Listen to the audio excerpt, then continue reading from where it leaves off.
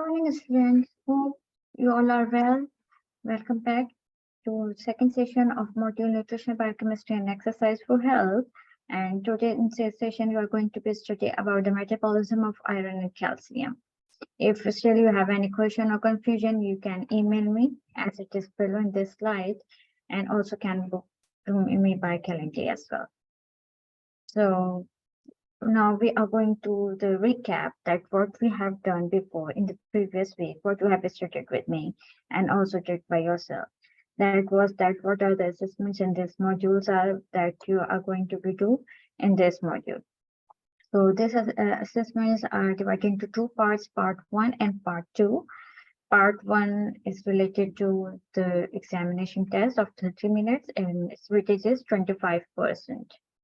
While the session 2 of the assessment, you unpacked it also in previous session with me, that on which you have to write a case report. It have the more weightage, and you will do later on after the test part 1 assessment. After then, you studied about the introduction of this module and about the body composition, that what body composition is, how it can be defined and its state, and what are the differences and which models can be applied to assess the body composition of a human body, and what are the methods that can be used to assist to examine the body composition of the body. For example, body fat, percentage of the body fat in a human body, either in an athlete or a normal obese person. So you can analyze by these direct and indirect methods that you have already discussed and studied with me. Now today in this module, what you are going to study the learning outcome 2. And this learning outcome 2 you also can see in your handbook. So what it covers that this learning objective that you are going to be study today, unpack today, it is the explain the interrelationship between the select macronutrients at the cellular level. So which macronutrients you are going to actually cover in this session, that these are the iron and calcium. So you will recap about the metabolism of iron and calcium, then what are the sources and what are the functions of iron and calcium in our body, and what will be the consequences on our health if we get the deficiency of the iron or the toxicity in our body. Yeah.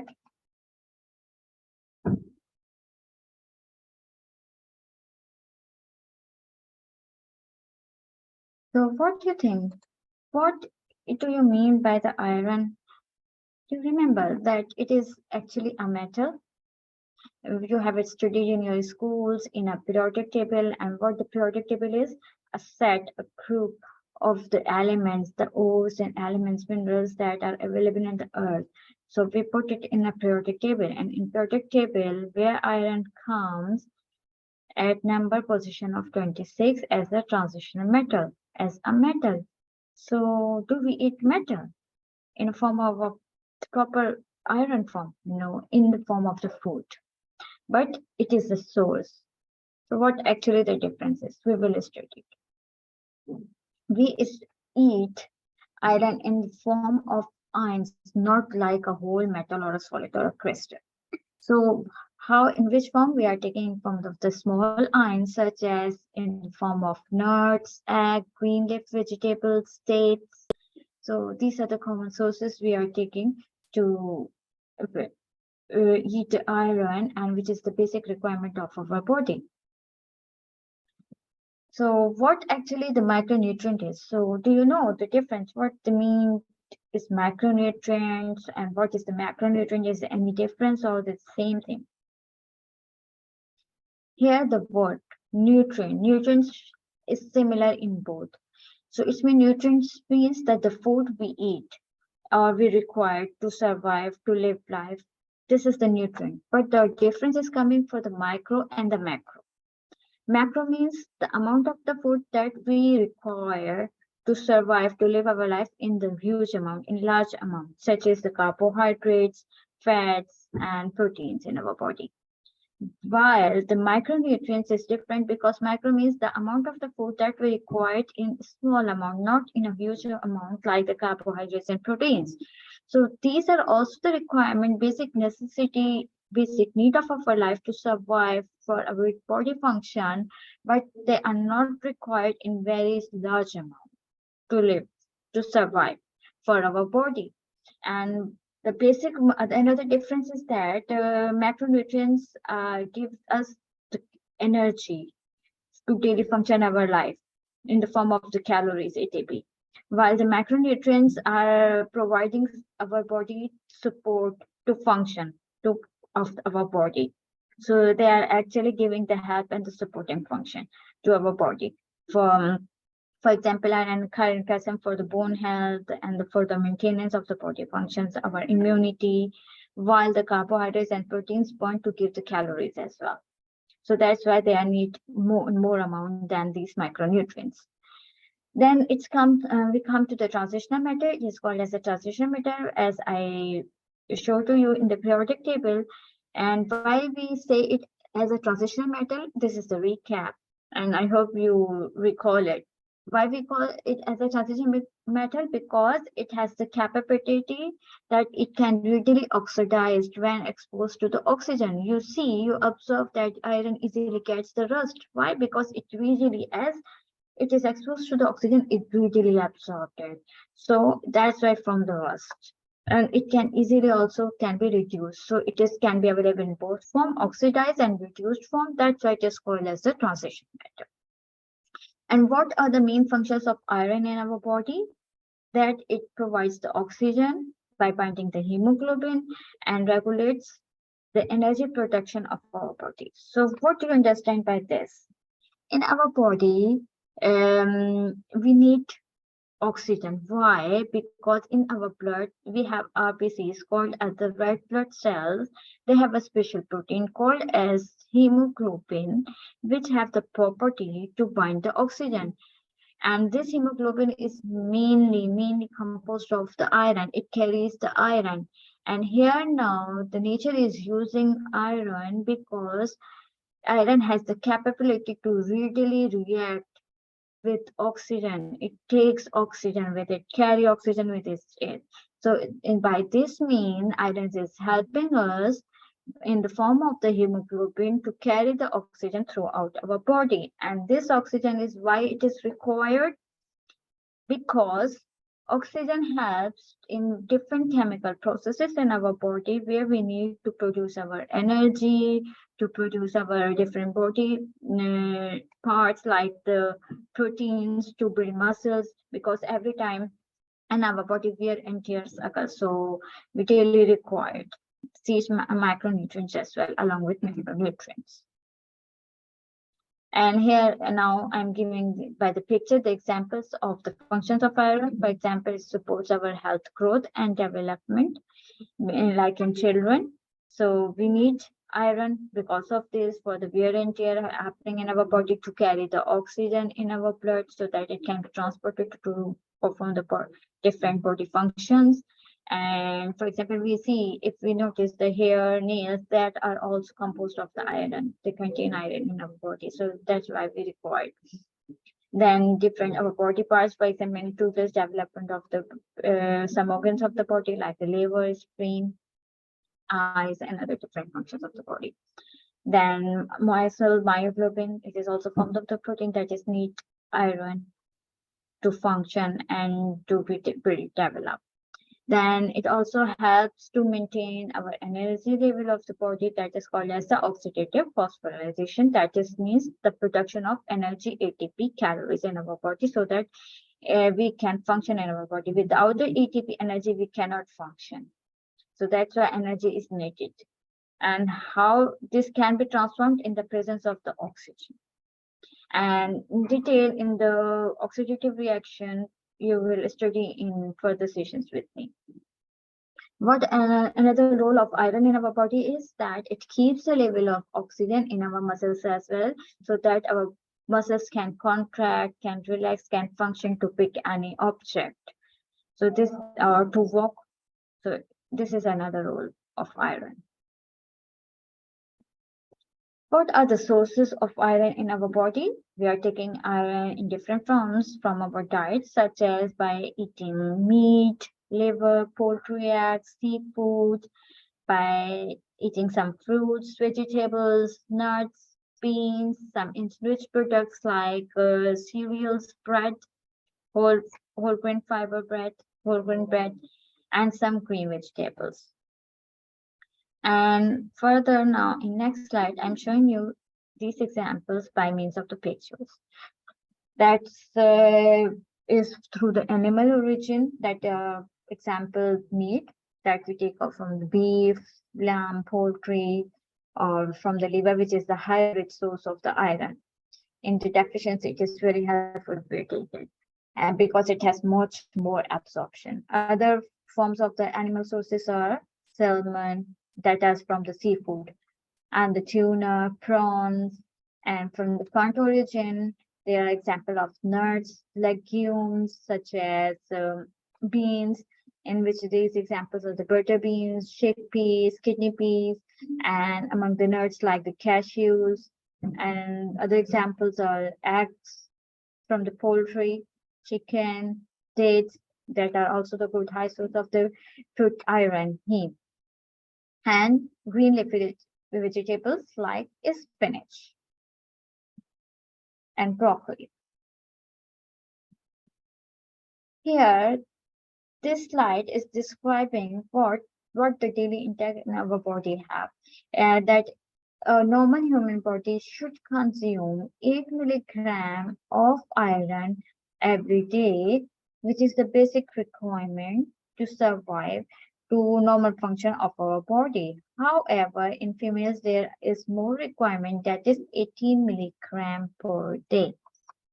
And these are the different forms that we already have discussed. We will discuss the reason as well, but in next slides. Now here, another thing is coming, what this picture is showing in this slide, that we are taking iron from different forms, from the different origins, that are the animal and plant origins. So is there any difference, or these both types of the iron are same? Sort of, but some amount, 40% of the heme in animal origin, like meat, poultry, they carries 40% iron that is heme origin. Heme means that, for example, in our blood, we contain the heme protein that contains more iron. So that's why this animal origin iron, or the heme, they contain more iron and more greater absorption in our body, which is 30% more than the plant origin. So we can also divide the sources of the iron into heme sources, non-heme sources, plant sources, and animal sources.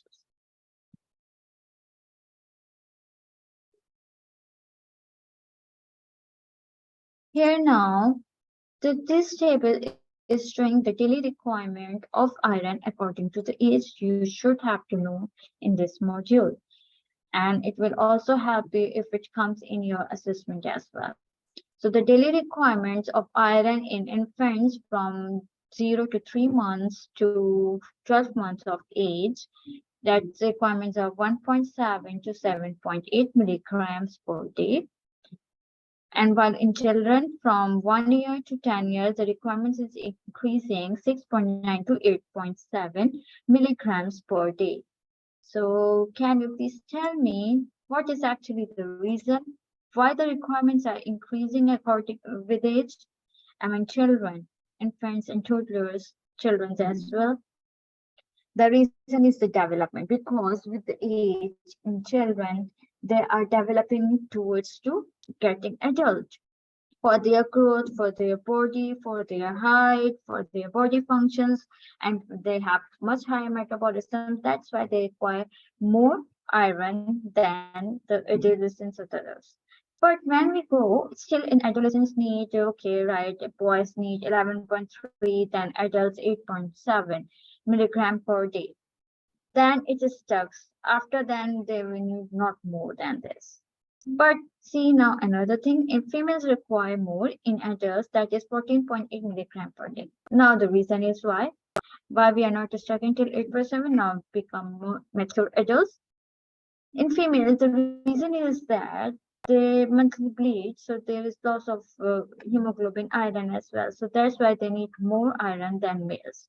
But after menopause, they both have the same requirement to take 8.7 milligram per day iron. Now, here is a recap about the digestive system that you already have studied in your schools. What that how our digestive system is composed of, on what parts. That first is covering the oral cavity from where we take our food, and from the oral cavity food passes down through a tube called as esophagus.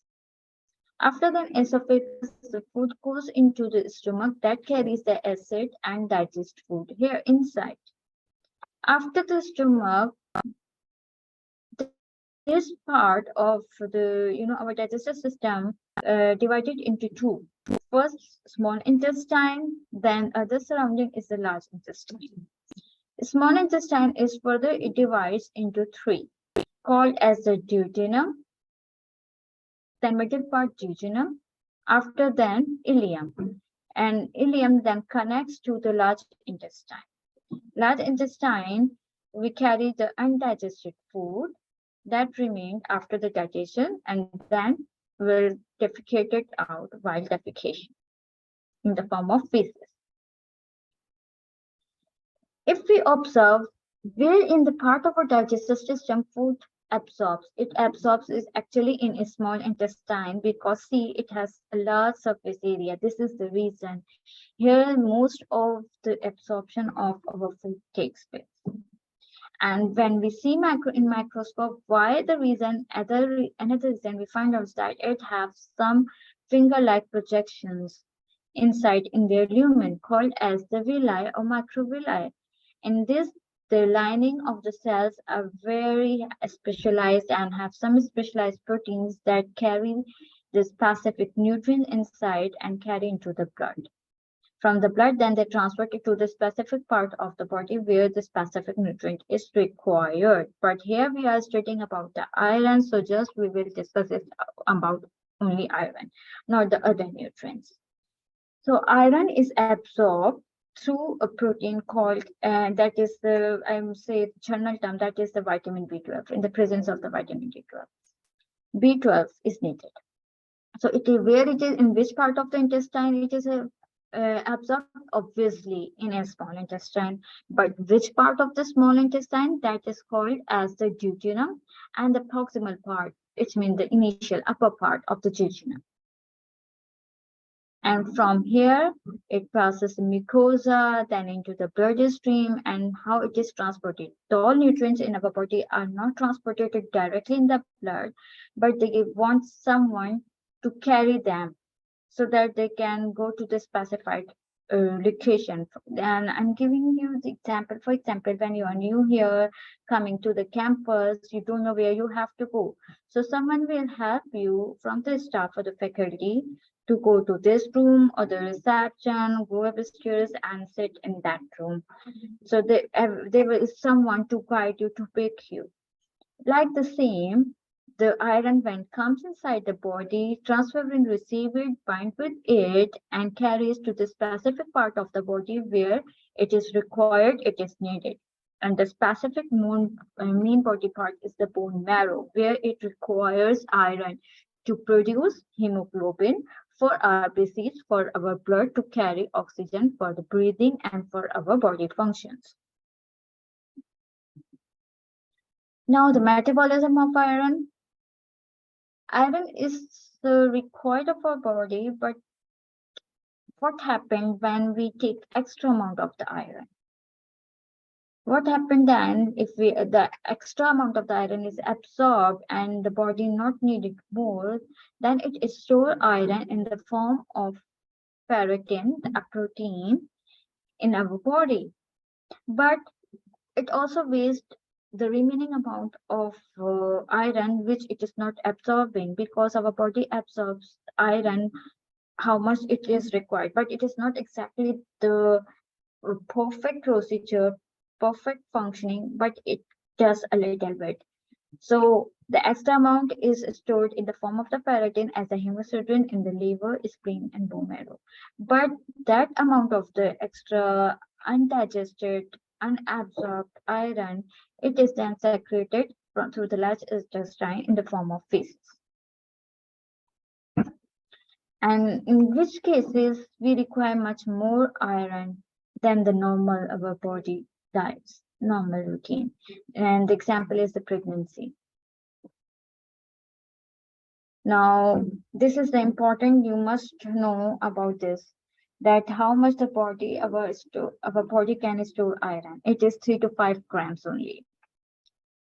70% out of this 3 to 5 grams, 70% of the iron is stored in the form of the hemoglobin in our RBCs in the blood, while the 20% of iron is stored in the form of the ferritin and hemosiderin in the liver, while 5% of iron in our body is present in our muscles in the form of the myoglobin protein, and 5% is used in various enzymes in our body for functioning. And here this picture is showing the RBCs, the red blood cell, which is one of the component of our blood that carries the hemoglobin, which binds oxygen with it. There is no need to go in so much detail that what the heme is microscopically composed of and the genes. What happens if our body having a deficiency? First tell me that how we can cause a deficiency of iron in our body. One reason is maybe nutritional deficiency. Person have less availability of food or eating less. Or another reason, lack of the dietary intake, such as among the vegans, they are only taking plant sources food, not from the animal sources. Second is the blood loss. And this is the main thing. For example, in female, it is common by the menstruation. And the other cause can be the pathological, that is the malabsorption. And that is means that the problem in the digestion in a person, like in diarrhea and the colic diseases. In colic diseases, there is a disturbance in digestive system. And then inflammation, that is also related to the inflammation of the bowel digestive system.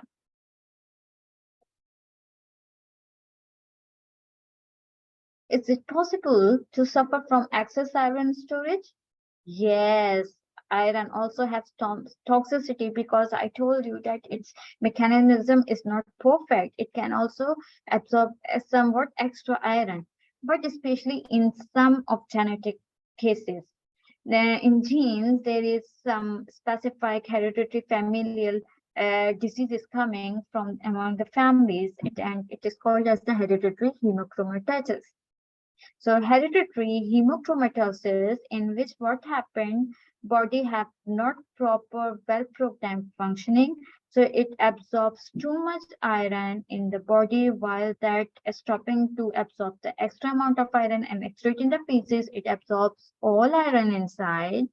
And what happened in result, oxidative state in our body, the formation of ATP, iron, calories, all disturbs, and the lot of extra amount of iron then is stored in different parts of the body, like heart and liver and other organs, so impacting the functioning of the organs. And in result, what happens? It may cause the life-threatening conditions to that person, such as liver diseases, heart diseases, and diabetes. Now I'm showing you a video and ending my lecture after this video. Hope it will help you.